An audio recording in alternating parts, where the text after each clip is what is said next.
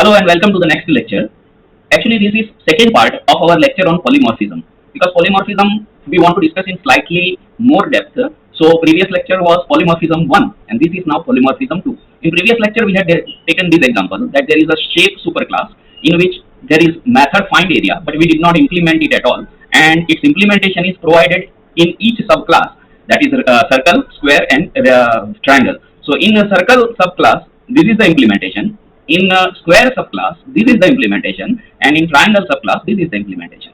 Then as long as the method name is present and placeholder is present, you can use the same method but with different behavior, because implementation for each child class are different, and that is expected because the way to find area of circle, square and triangle, they are different. So then you can get appropriate answer. That is one example of polymorphism. We had also said that len function, built-in function in Python, when applied to a string behaves differently. It applies to a list behaves differently and dictionary behaves differently. Another example, now we want to discuss these four examples: duck typing, method overloading, operator overloading and method overriding. Okay, fine. First, duck typing. Now duck typing allows us to use different classes with a common interface as long as they have the required methods. Now again, the meaning of this sentence becomes clear only when we take some example. So here we define one class, say class dog, and it has a method sound, and very simple method. The method does not even print output, it just returns output woof. Okay, and then there is another similar class cat. It has only one method, again it just returns meow. But here the important thing is here where duck typing comes into picture. Now we write another method make sound, and it takes one argument. This takes self as the argument, so this method will be applicable only to dog type object.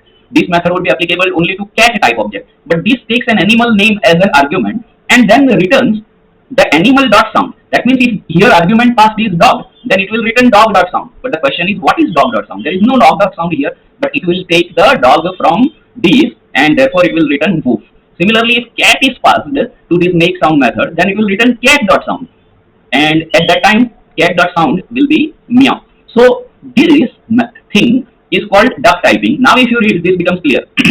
It allows us to use different classes with common interface as long as they have the required methods. So this is one class dog, it has the method sound.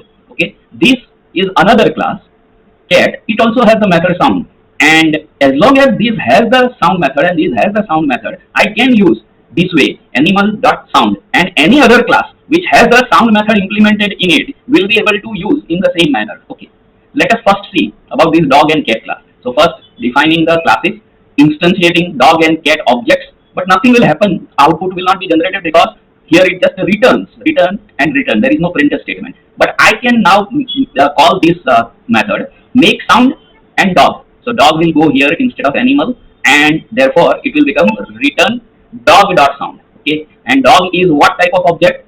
Dog, typical dog type of object, this type of object. So it will return this method and therefore it will output woof.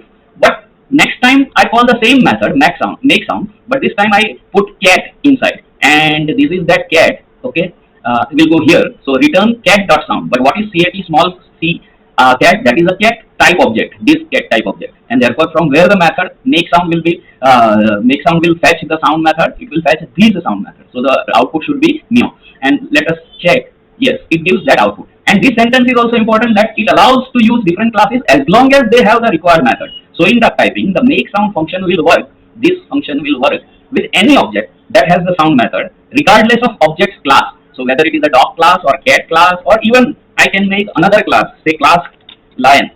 Conventionally, uppercase letter is used for class name. Okay, and then again I implement the same method def sound self. So this will work only for lion classes, it will not work for other classes. And this time I say return a big roar. So now I create first a lion type object. So small l, conventionally object names begin from small letter lion. So this lion type object will be created. I have to create this class definition once again. Lion type object is created. Does it have this sound method implemented? Yes, it has the sound method implemented. And this says that the make sound function will work with any object which has sound method implemented. So it should work with this lion object. Okay, so let us check print make underscore sound, and in parenthesis lion object. Okay, and you can see that roar is created. But I just changed one word here instead of sound method. You can see that the name of the method, whether it is dog or whether it is cat or whether it is lion, must be sound. Then only this duck typing will work. Instead of sound, if I just make say this make sound, and then I class will be defined, even objects will be instantiated. But when I write this, these first two statements will be able to use the duck typing, but next statement will not be able to use make sound method. Why? Because make sound method uses which method internally? Animal.sound. So cat.sound, dog.sound, and lion.sound. Unfortunately, lion does not have any sound method. It has make sound method. Let us check error should be triggered by lion. And yes, a lion object does not have any attribute sound. Okay. So this is important. And let me make it correct first and again run this. Now, still why? Oh, still it is make sound. That is the problem.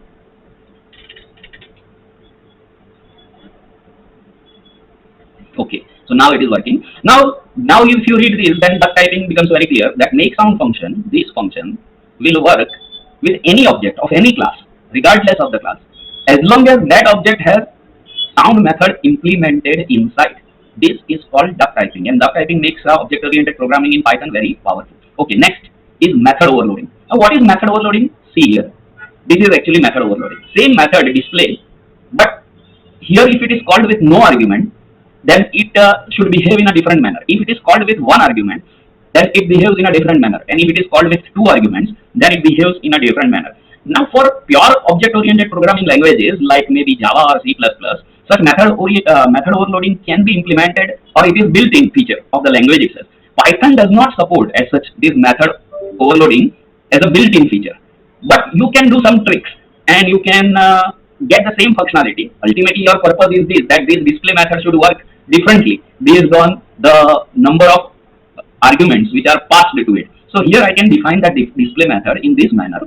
So what I'm doing, I'm using one self, then I'm using class example first, and inside this is the method which is implemented. It takes one argument self because it is a class definition, but two other arguments, they A and B. Instead of just providing A comma B, I provide a default value, none and none.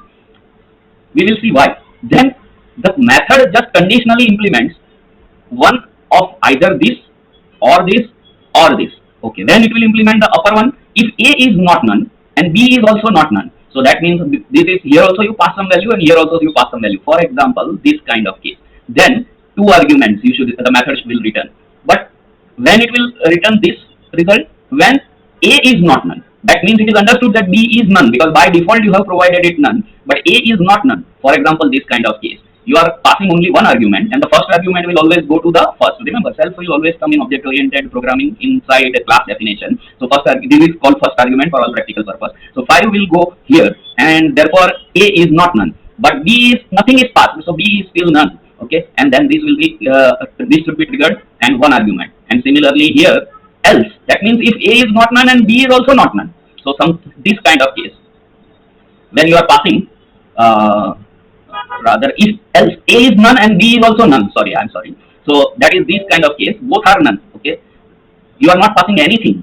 So A remains whatever is its default value and B remains whatever is its default value, like this case. Okay, so then this will be triggered. Okay, so this first will trigger no argument, this, because both A and B remain none. This will trigger this one argument because A is at least not none, A is 5, and this will trigger these two arguments because A is 5 and B is 10, so both are not none. So you can achieve the functionality that your method name is same display, but it behaves in a different manner depending upon the number of arguments which are passed. That is called method overloading, and Python does not have that as a built-in feature, but you can mimic that feature, and you can see as required outputs are generated. Okay, now we say that there is a third way. Duck typing we have done, method overloading we have done, now operator overloading. Now this operator overloading, why this is required, that you first understand. For example, I just make say one list. List is equal to 1, 2, and then another list L2 equals 3, 4. Now suppose I want to get that kind of behavior. I want to get a third list from the first two lists, which is 4 and 6. It looks easy that actually this 4 is what? It is addition of these two. okay, plus 1 plus 3, and similarly the 6 is actually 2 plus 4. So can I write just L1 plus L2, L1 plus L2, and then print it as L3, okay? So let us see what happens. So L3 equals L1 plus L2, okay? Then in that case, you will get something like different than this kind of output. And my intention is to get this output, but you will see what we get. Okay. Let us see what is L3. It will be concatenation.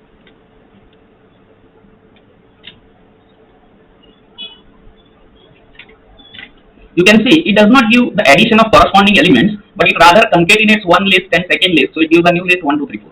Now the question is, if I want this behavior, then how do I get it? For that, the plus operator should behave in a different manner, and that can be achieved in this way.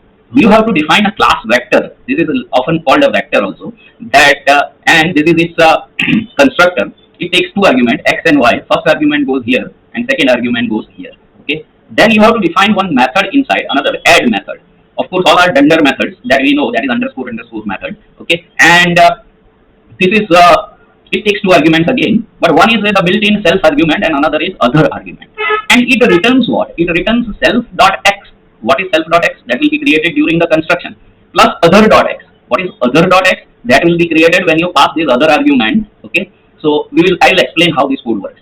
Then similarly, self.y plus other.y. And then this is also the string method implemented in a different way, so that it's an example of dunder method, and it will give the output as I desire. I desire this kind of output, the sum of corresponding elements.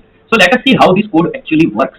This is the class definition. This is the constructor. So first focus only on the constructor. When I pass vector 2, 3, so 2 will go here. So self dot 2, that is vector v1 dot 2, sorry, v1 dot x equals 2. And similarly 3 will go here. So v1, because my object name is v1, that's why. So v1 dot y equals 4. Okay, that much will be created. Here I have written that one vector object is created where v1 dot x is 2 and v1 dot y is 3. Fine. First this class, then this first vector. Similarly create other vector. Again I am calling the same class, and second object I want to create 4, 5. So this 4 will come here and this 5 will come here. So then 4, 5 will give self dot 4. Sorry, here. So v2 dot 4, v2 dot x equals 4 and v2 dot y equals 5. So you can see that is what I have written.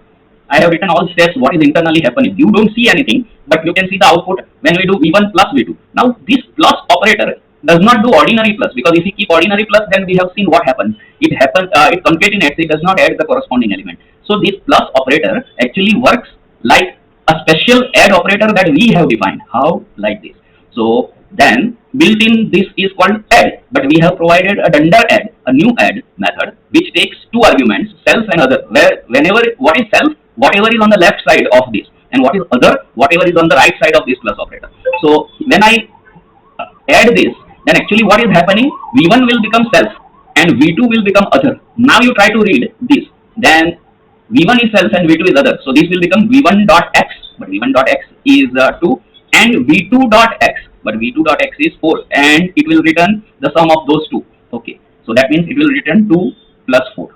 Then similarly, again v1 and v2 both, so self is v1 and other is v2. So other part of the method says that it will return v1 dot y plus other dot y. Okay, and that is v1 dot y plus v2 dot y. But what is v1 dot y? It is 3, and what is v2 dot y? It is 5. So then in that case you will get 3 plus 5, that is 8. So ultimately this method is mimicking the behavior that we want, that it adds x of the two vectors which are provided on the either side of the plus sign, and it adds the y of the two vectors and returns a tuple. First element of the tuple is the sum of both x's, and second element of the tuple is the sum of both y's. In fact, it returns a new vector object only. Okay, and that new vector object is v3, not a tuple, but vector object only. That is, it is returning the object of same class. Okay, now then let us do this. So what is happening, I have already explained here in detail, and now let us see what we get desired output or not. Name v3 is not defined. Oh, sorry, here this should be a part of code. I have provided it as a markdown, so it should be code v3 equals v1 plus v2 and print v3. Okay, so I get 6 and 8. So that means one vector is 2, 3, another is 4, 5. Then I get 4 plus 2 x's are added and 5 plus 3 y's are added. This is called operator overloading. My plus operator normally behaves as concatenation operator. Here I showed you the example.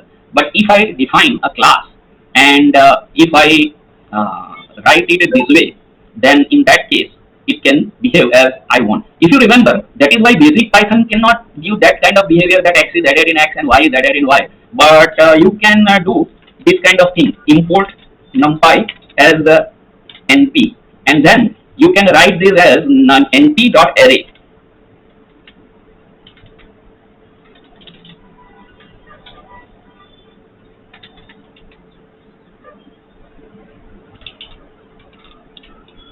I have done nothing. I just put np and then press the tab button, because I want you to show that in programming, at least if you have a good IDE, then nothing is required to be remembered. Okay? So 1, 2. Now similarly here also I can write, this time I just directly writing np.array 3, 4. Now if you do this L1 plus L2 and print, let us see what is printed. Okay, built-in method is not a I think yeah, it was a function perhaps. So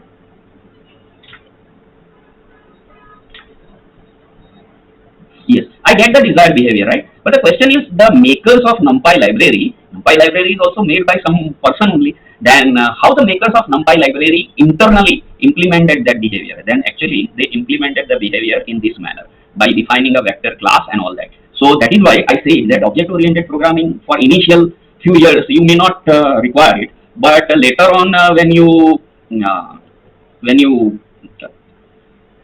become suppose an advanced person and start contributing with your own library, custom library, and put it in open source, and people will appreciate you like anything.